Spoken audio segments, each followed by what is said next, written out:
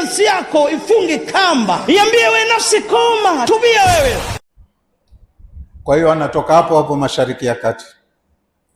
Makao makuu yake sijui yalikuwa ni ipi katika nchi zilizopo sasa hivi, lakini hapo ndo alipokuwepo, ila umati wake ulikuwa umeenea maeneo tofauti, na ndo maana Allah akaflash dunia nzima kwa wakati huo. Kuhusu umri wake kwenye Qur'ani hamkutajwa kila kitu kile ambacho hata kikitajwa kwetu sisi sio ishu, hakina faida, ila Allah amesema laqad arsalna nuhan ila qaumihi, kwa hakika tumemtuma Nuhu kwa watu wake. Arsalna maana yake yuko kwenye ile hadhi ya risala kama mtume kwa watu wake. Falabitha fihim rasula, maana yake kakaa kwa watu wake kama mtume.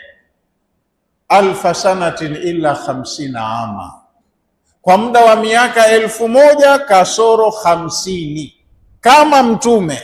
Ina maana kabla hajapewa utume, wakati wa utoto wake mpaka akapewa utume, hatujui kapewa utume ana umri wa miaka mingapi. Wengine hukadiria tu wakasema takriban kama miaka 40, lakini watu hao walioishi zaidi ya miaka 1000, miaka 40 bado huyo yangi.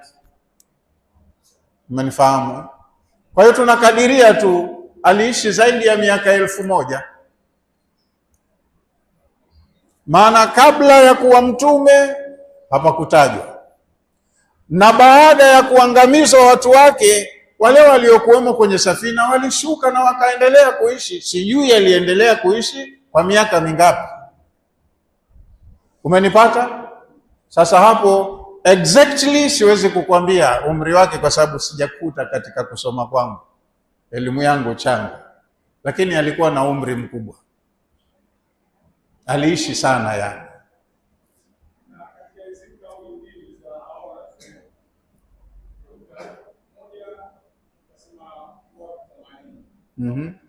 Sahaba naye yeye katika kumbukumbu zake, kwa elimu yake, juhudi yake, research yake, kasema walikuwa watu 80.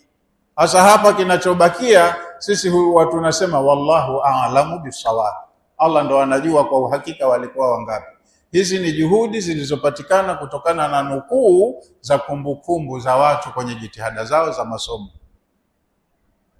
Kwa hiyo na sisi tunazisoma kama zilivyo, fulani kasema hivi, fulani kasema hivi, alafu ukaacha Allah mwenyewe ndo anajua kilicho sahihi.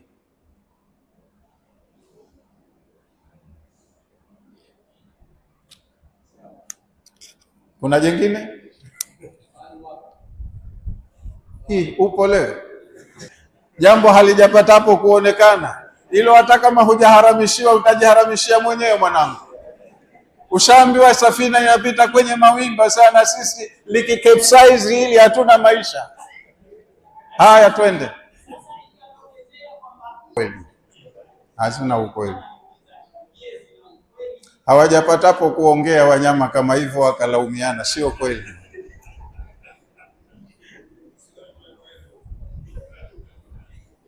Haya, naam Sheikh.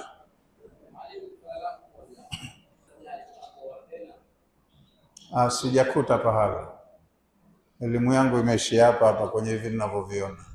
Sijafanya basi, sijui kama alioa tena akaendelea kupata watoto, sijui, lakini wale waliokuwemo mle waliposhuka waliendeleza maisha. Mwenye mke wake aliishi na mke wake, alokuwa mjane hajaoa akaoa, aliyekuwa hajaolewa akaolewa, maisha yakaendelea, wakazaliana mpaka yakatoka mataifa yote unayoyaona sasa hivi.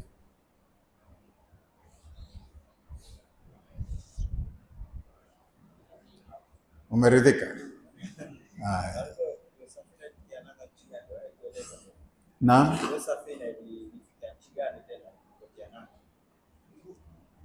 wanasema imestawi kwenye Judi, mlima Judi. Itakuwa ni katika maeneo ya Asia, sijui tu Asia ya wapi, lakini kama unacho kitabu kile kinachoitwa